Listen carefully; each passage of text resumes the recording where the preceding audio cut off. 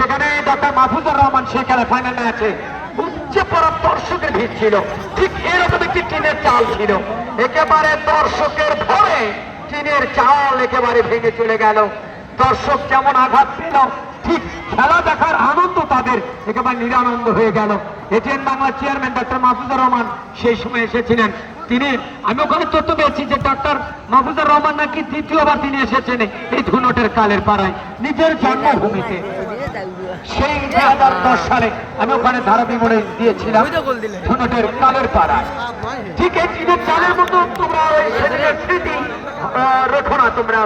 আবারও মিম কাটাবার প্রচেষ্টা কাকে দিয়ে একেবারে আলতু করে গোলরক্ষক এই যাত্রায় জসিম।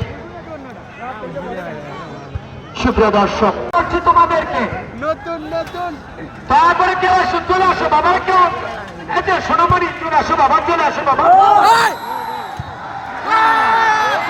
আর সাইডে যারা বন্দি আব্দুল হাকিম